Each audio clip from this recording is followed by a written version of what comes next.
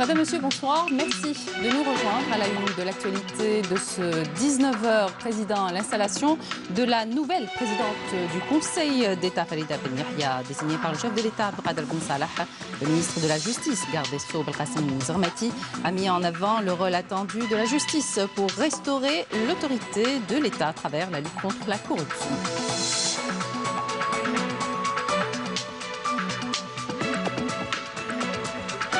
Rencontre de la Commission de la jeunesse, de la femme et de la société civile de l'instance de dialogue et de médiation avec des jeunes du Hirak populaire issus de différentes wilayas du pays. L'occasion d'exposer des propositions et de débattre de solutions de sortie de crise et d'aller rapidement vers l'organisation des élections présidentielles.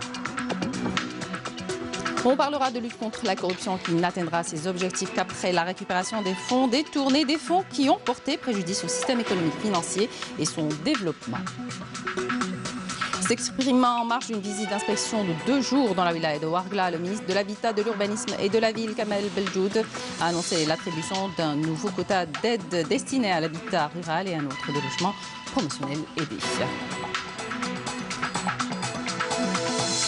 Bienvenue à tous.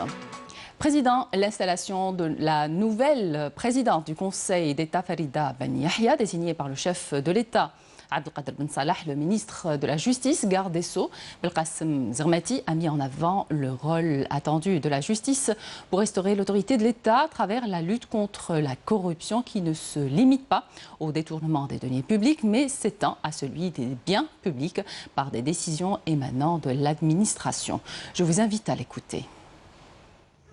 إن العدالة اليوم في مفترق الطرق وهي محطة أنظار الجميع سلطة وشعبا وينتظر منها الكثير. La justice aujourd'hui est à la croisée des chemins, attendue par tous, pouvoir et peuple. Elle doit restaurer l'autorité de l'État et consacrer les droits des citoyens. Elle est appelée, plus que jamais, à assumer le rôle qui lui a été réservé, surtout en ce qui concerne la lutte contre le crime sous toutes ses formes, notamment le fléau de la corruption par l'application stricte et juste de la loi d'un côté et garantir l'autorité de l'État à travers l'application de la loi en concrétisant le principe d'égalité devant la justice. Le rôle de la justice administrative est à sa tête le Conseil de l'État ne manque pas d'importance devant les autres juridictions dans les 2 domaines cités. En ce qui concerne la lutte contre la corruption, nous ne pouvons plus dénier tout ce qui se déroule actuellement dans nos administrations et nos services publics, puisque ces derniers ne sont pas épargnés par ce phénomène qui a terni leur réputation et celle de leurs fonctionnaires. Il faut savoir que même le citoyen a perdu confiance en cette administration. À partir de là, nous devons mettre en exergue le rôle de la justice administrative, le Conseil d'État en tête, pour lutter contre ce fléau par l'application saine et ferme de la loi. Le ministre de la Justice, garde des Sceaux, Belkacem Zermati, a appelé cette institution à trancher conformément à la loi et en toute neutralité, objectivité et indépendance en vue de récupérer les biens détournés. Écoutez. إن وسائل الإعلام الوطنية تطلعنا يوميا في الآونة الأخيرة عن النهب السافر والفاضح لمقدرات الأمة. Les médias nationaux ne cessent de nous révéler les actions de pillage des richesses de l'État. Il faut savoir aussi que les affaires de corruption qu'a connues notre pays ne s'est pas limitées au détournement des deniers publics et à l'enrichissement illicite, mais s'étend à celui des biens publics par des décisions émanant de l'administration et de certains responsables et fonctionnaires complices avec d'autres pour s'approprier illégalement des biens publics.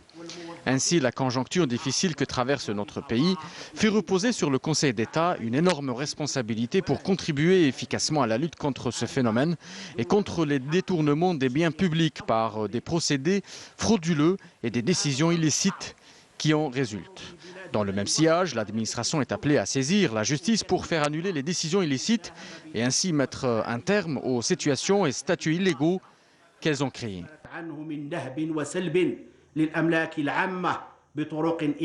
Le ministre de la Justice, garde des Sceaux, Belkacem Zermati, avait indiqué que la lutte contre la corruption n'atteindra ses objectifs qu'après la récupération des fonds détournés, des fonds qui ont porté préjudice au système économique financier et son développement. Plus d'explications avec Nesrine Ben Saïdi. إن مكافحة آفة الفساد La lutte contre la corruption n'atteindra ses objectifs qu'après la récupération des avoirs criminels que représentent les fonds détournés et qui constituent une pierre angulaire au niveau national et international. C'est sur quoi insistait le ministre de la Justice, garde des Sceaux, Belkacem Zermati.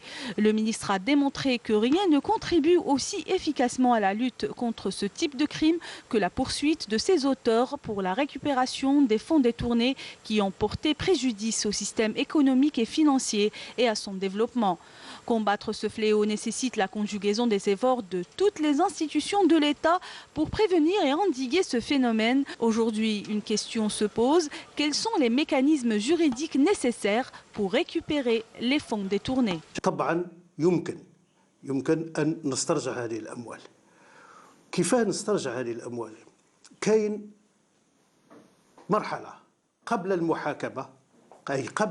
Bien sûr qu'on peut récupérer cet argent. Comment le faire? C'est une bonne question. On peut procéder sur deux étapes. La première avant le procès, c'est-à-dire avant le verdict, et la deuxième après le verdict. Et cela concerne bien sûr les biens à l'intérieur et à l'extérieur du pays. Avant la condamnation des personnes concernées, il y a des mécanismes juridiques relatifs à la saisie et au gel des avoirs, que ce soit à l'intérieur du pays ou à l'étranger, par prévention. Il faut savoir que la loi concernant ce genre d'affaires est axée sur deux volets. Le premier concerne les individus recherchés et le second concerne les avoirs criminels. Les lois algériennes sont très claires, il faut saisir les avoirs criminels. Il est très important aussi de savoir que les avoirs criminels à l'étranger ne subissent pas de loi d'expiration.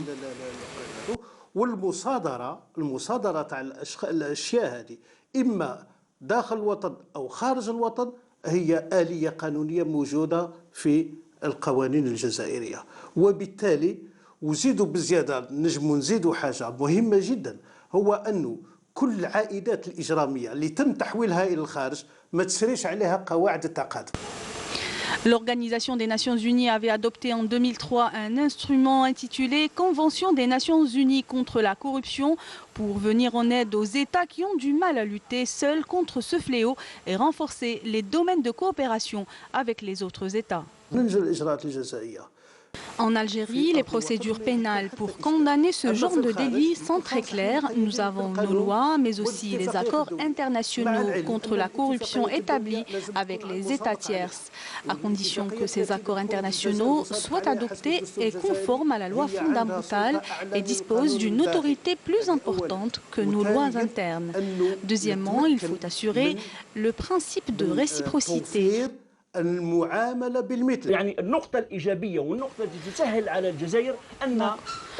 point positif qui va sans doute nous aider est que l'argent détourné est transféré vers l'étranger, c'est fait vers des États où l'Algérie a établi des accords. La justice est aujourd'hui déterminée à lutter contre la corruption par l'application rigoureuse de la loi en toute transparence, indépendance et neutralité et dans le strict respect des règles. Et en marge de la rencontre de la Commission de la jeunesse, de la femme et de la société civile, de l'instance de dialogue et de médiation, avec des jeunes du Hirak populaire issus de différentes wilayas du pays, le coordinateur de l'instance de dialogue et de médiation, Karim Younes, a affirmé que l'intérêt du pays est au-dessus de tout et que l'instance accordera la chance de dialogue à toutes les franges de la société. Je vous propose de l'écouter.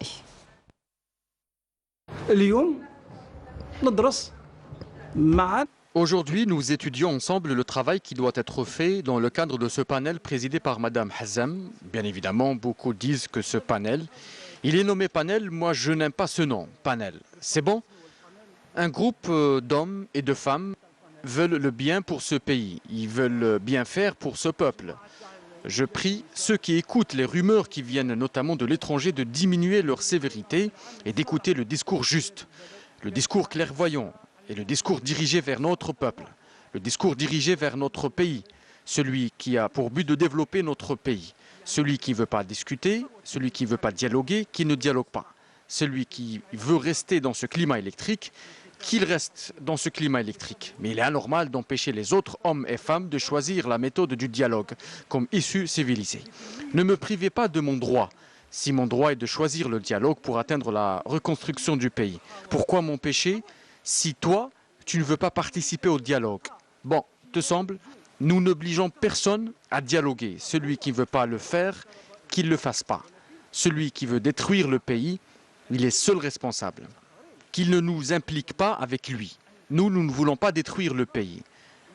Nous voulons sortir le pays de la crise politique qui mènera notre peuple à sa perte. Celui qui veut prétendre détenir la vérité, on lui dit « tu es injuste, tu ne détiens pas la vérité. La vérité est celle que nous construisons ensemble. » Moi, je ne détiens pas seul la vérité. Madame Hazem ne détient pas seule la vérité. La vérité est celle que nous construisons tous ensemble. Et ceux qui veulent s'imposer ne détiennent pas la vérité. La vérité est celle qu'on acceptera tous. Cette rencontre a été justement l'occasion d'exposer des propositions et de débattre des solutions de sortie de crise et d'aller rapidement vers l'organisation des élections présidentielles. Menel Boutouaba.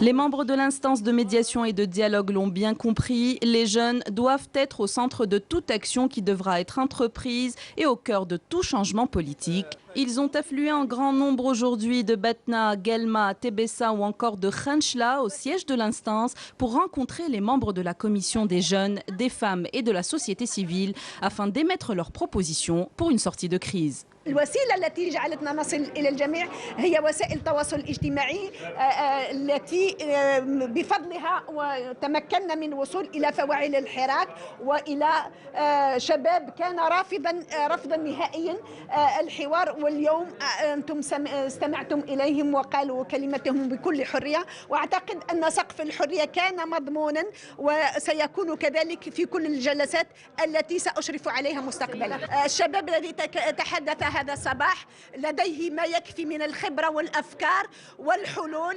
Nous allons écouter, nous sommes une oreille qui écoutons. Vous voyez, on va prendre les propositions de toutes les personnes qui vont venir ici, qu'elles soient du Hirak, qu'elles soient de l'Algérie profonde. Donc on va mettre tout ça et nous allons faire voter ce texte-là par la conférence nationale. Nous n'allons rien proposer. C'est au peuple algérien, au Hirak, au pays profond, de faire des demandes politiques.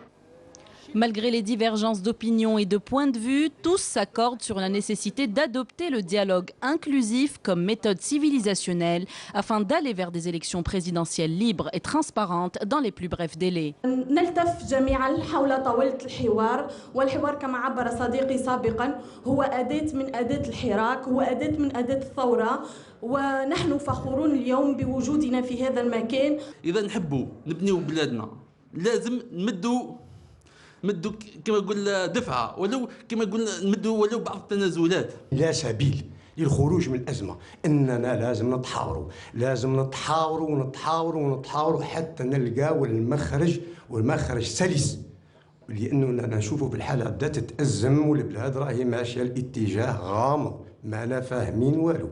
الأزمة الاقتصادية أننا نشوف فيها زاد تفاقم المواطن راه يجد صعوبات في الحياة ولهذا أنا نظن كرأي مواطن جزائري أنه لازم البحث عن الإمكانيات والآليات باش نمشيو الانتخابات. لجنة الحوار هي مبادرة حسنة. نعم الأصدقاء ممكن يتحفظوا عندهم الحق وعندهم حرية في هذا القرار هذا ولكن أي مبادرة حوار نتفادوا بها الانسداد السياسي في الجزائر. احنا راني نتكلم باسمي وباسم الناس اللي قالوا لي اطلع اتكلم واروح شوف الحوار واش فيه والناس هذوم والله رانا شفناهم بسطاء ما همش متكبرين وسمعوا كلامنا ورانا نتكلموا بكل حريه. واحد ما فرض عليا املاءات ولا قال لي قول. D'autres rencontres consultatives sont prévues dans les jours à venir avec des jeunes des 4 coins du pays et notamment du Sud pour leur permettre à leur tour d'apporter leur pierre à l'édifice. Pour ceux qui ne peuvent se déplacer, les membres du panel iront à leur rencontre au sein de leur wilaya. Et puis les membres du conseil consultatif de l'instance de dialogue et de médiation composée de sages valorisent l'accompagnement de l'institution militaire des objectifs du dialogue et appellent à une participation effective pour la sortie de crise à travers l'organisation des élections présidentielles dans les plus brefs délais. Écoutez. ندعو شباب الجزائر كامل من حدود إلى العاصمة، من الغرب إلى الشرق، ندعوهم بالصبر ولازم الحوار، والحوار لازم يهبطوا شوية وكل واحد يهبط شوية باش نلحقوا الحوار. أنا نقول لازمني هذه لو كان ما تندارت هذه ما كانش حوار، لا لازم نكونوا عاقلين ونكونوا طالين في بلادنا. دروك كي تفاتنوا زوز باش نصالحوهم بالوجه.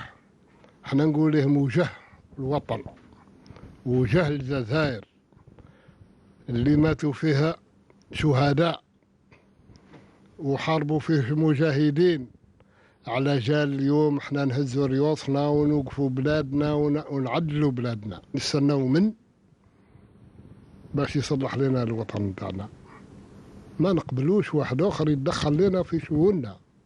لازم الجزائريين بيناتهم يكونوا متصابرين متسامحين، كل واحد يهبط شويه نتلاقاو ونصلحوا وطننا. كل الجزائريين نطلب منهم اليوم نمشوا للحوار، نلحقوا الانتخابات، يكون رئيس جديد وإن شاء الله تسقم البلاد، نهزوا ريوسنا كما تمناوا للشهداء اللي ماتوا على جالنا. نشكر المؤسسة العسكرية، نشكرها على الوقفة اللي وقفوا على البلاد من حدود من داخل، وقفوا على بلادنا ما صارت فيها حاجة إلى يومنا هذا. شحال راها في 6 أشهر دروك، الحمد لله أعطانا جيش، أعطانا ربي جيش صحيح. كان ما أعطانا ربي جيش صحيح توالي مرة هي تخلطت، والحمد لله أعطانا ربي جيش صحيح وعاقل وراه مشاها بالعقلية إلى يومنا هذا ما صار لنا والو، والحمد لله. ندعو كافة الشعب الجزائري من خلالها وخاصة الفئة الشبانية من أجل التهدئة والعودة إلى طاولة الحوار، لأن الحوار هو الشيء المفروض والذي لازم أن يكون، وهو المخرج الأساسي من أجل وضع آليات اللي هي لازمة أن نصل إلى بر الأمان، منها آليات اللي تتعلق بالأمور التنظيمية وإنشاء هيئة لمراقبة الانتخابات، وآليات نقاط تفاهم بين كافة شرائح المجتمع اللي هي تخرج الأزمة، تخرج الدولة كافة من الأزمة التي نعيش فيها، وإما أن نبقى في الشارع من أجل غوغاء لا تفيد أي منا، خاصة ونحن في الجزائر وعلى علم كافة مواطنينا ما يدور حولنا، وخاصة على مستوى دول الجوار هناك أجندات خارجية ربما قد يجهلها البعض، لكن هي حقيقة يعني موجودة. فلهذا يعني نحذر أي انفلات في الحراك، ومن خلال هذا التلفزيون كذلك نوجه شكر والامتنان لكافة القوات الأمنية، وبالذات وبالخص قوات الجيش الوطني الشعبي المرابطة بالحدود الجنوبية، وعلى كافة الموانئ البحرية كذلك والجوية.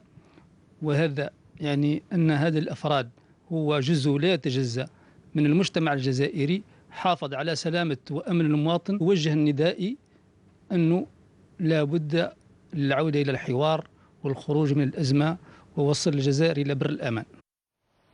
Les objectifs du dialogue inclusif fortement valorisés par les jeunes. On écoute quelques-unes de leurs réactions.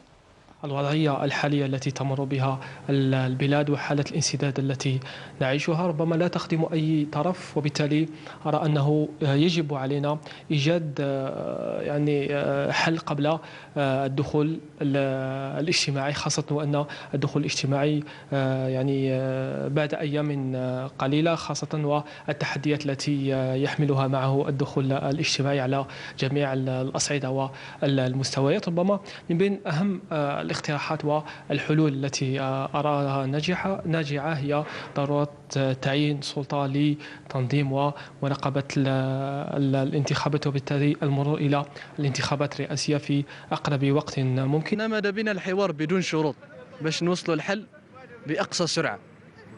الحل هذا اللي ماذا بنا حتى الدولة الجزائرية ما تمشيش لمرحلة انتقالية، لأن المرحلة الانتقالية هذه ممكن تكون فخ، ولا ممكن الدولة تمشي في الهاوية في هذه المرحلة الانتقالية.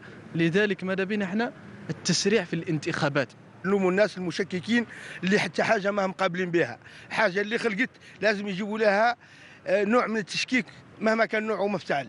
وهاد الناس ماذا بنا يعني يعرفوا باللي الحل الوحيد هو الانتخابات في الجزائر. الحوار لازم حتى باه يكون حوار ناجح لازم يكون حوار بدون شروط مسبقة. المؤسسة العسكرية فهي تقوم حاليا بدور مهم، تقريبا المؤسسة الوحيدة التي تحظى بثقة عمياء من كل أطياف المجتمع الجزائري، وبشهادة حتى العديد من الأطراف الدولية، فهي تقوم بكل الأدوار يعني المكلفة بها دستوريا.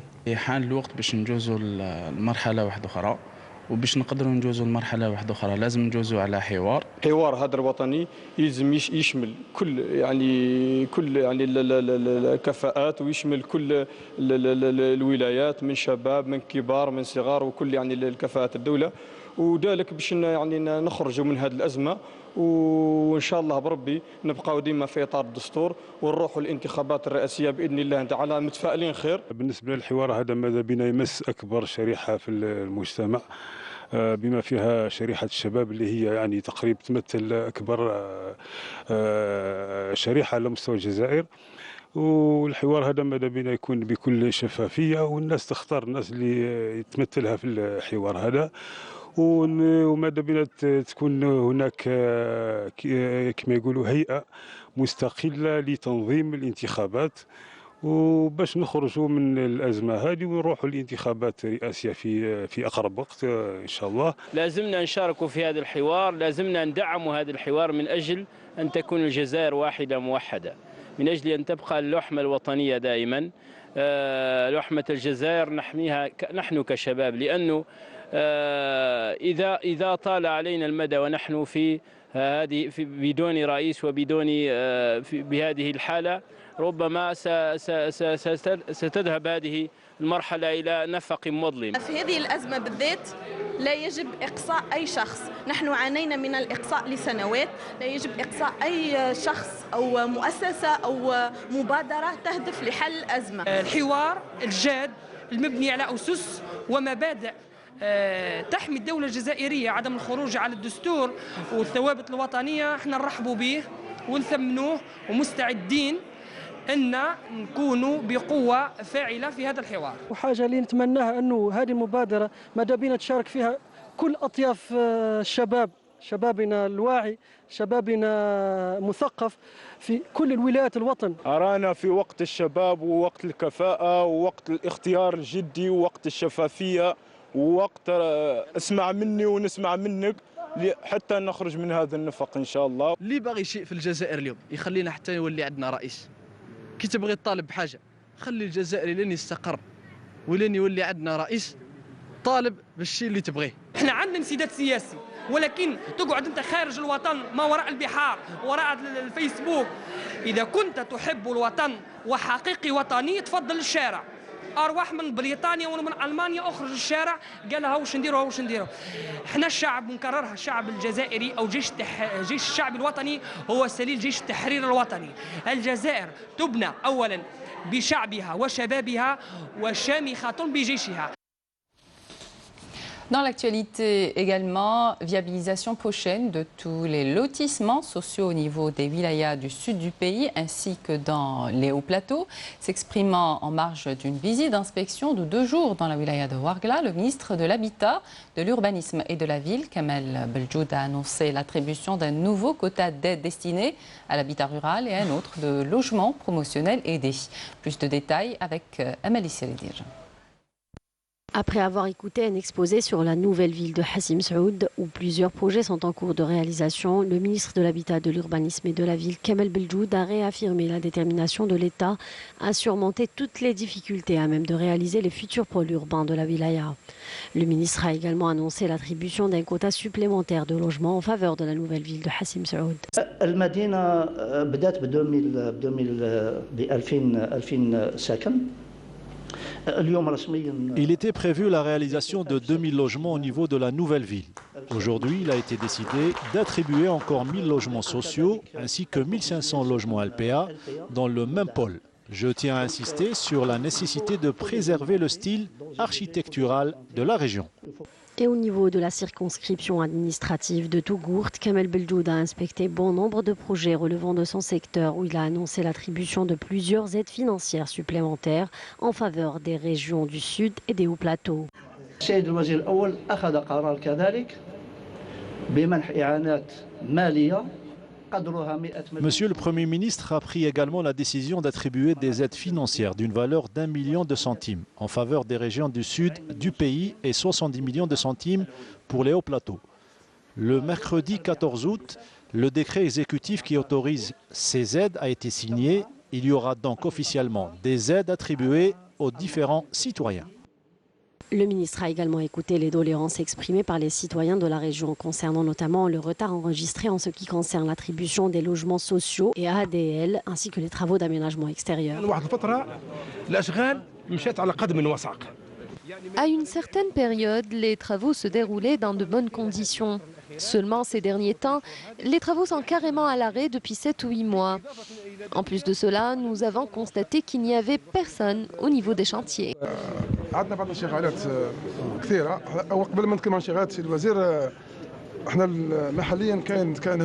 Nous allons évoquer pas mal de préoccupations, mais avant cela, il faut signaler que les autorités locales nous ont beaucoup aidés.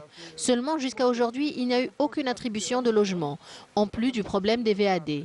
Il y a des projets qu'il fallait lancer en 2013, mais rien n'a été encore fait. Après avoir inspecté plusieurs chantiers de réalisation d'infrastructures au niveau des groupements d'habitation en cours de réalisation à Ouargla, le ministre a insisté sur la nécessité de respecter les délais de réalisation prévus.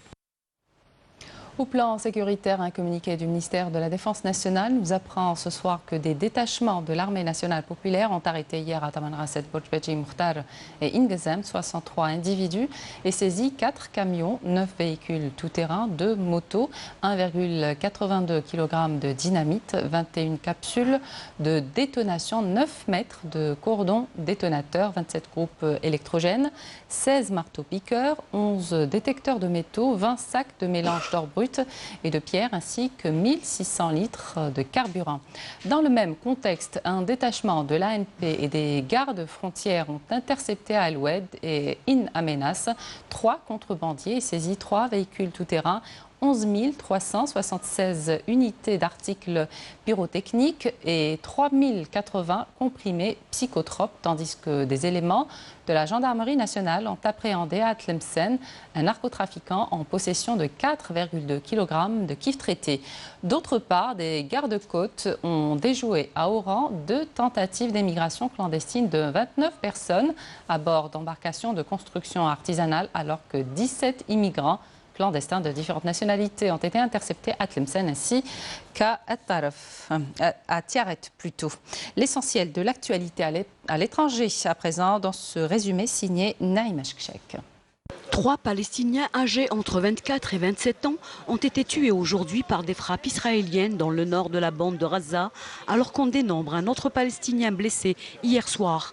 Un bilan relevé, tandis que l'entité israélienne arguait qu'elle ripostait à des roquettes tirées depuis la bande de Gaza par les soldats de Hamas. Les 3 corps ainsi que le blessé ont été transportés à l'hôpital indonésien de Gaza, selon le ministère de la Santé à Gaza. Dans la capitale afghane, Kaboul, un attentat kamikaze a fait au moins 63 morts et blessés, 182 personnes hier soir, lors de festivités autour d'un mariage. Parmi les victimes, beaucoup de femmes et d'enfants.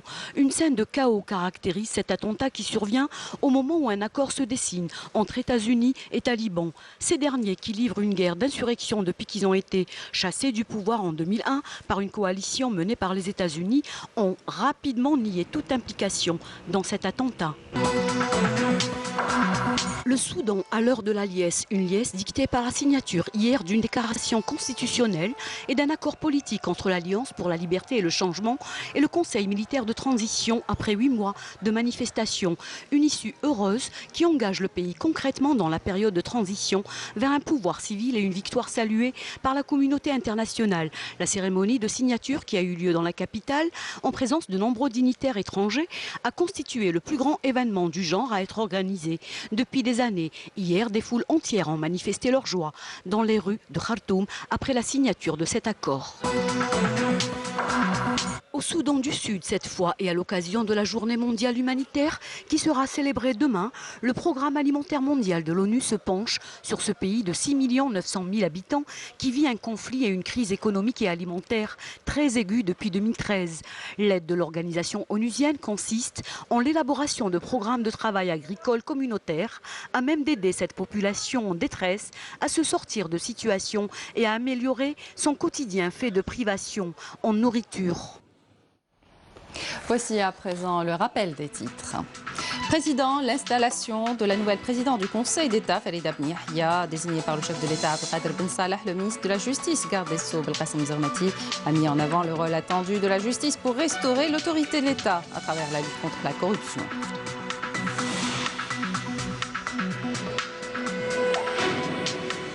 Rencontre de la Commission de la jeunesse, de la femme et de la société civile de l'instance de dialogue et de médiation avec des jeunes du Hirak populaire issus de différentes wilayas du pays. L'occasion d'exposer des propositions et de débattre des solutions de sortie de crise et d'aller rapidement vers l'organisation des élections présidentielles.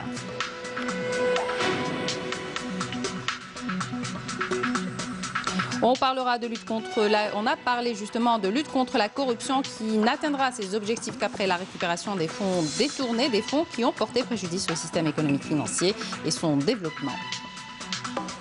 Et puis, s'exprimant en marge d'une visite d'inspection de 2 jours dans la wilaya de Ouargla, le ministre de l'Habitat, de l'Urbanisme et de la Ville, Kamel Beljoud, a annoncé l'attribution d'un nouveau quota d'aide destiné à l'habitat rural et un autre de logements promotionnels aidés. Ainsi s'achève notre édition. Merci de votre attention. Excellente suite de programme sur Canal Algérie.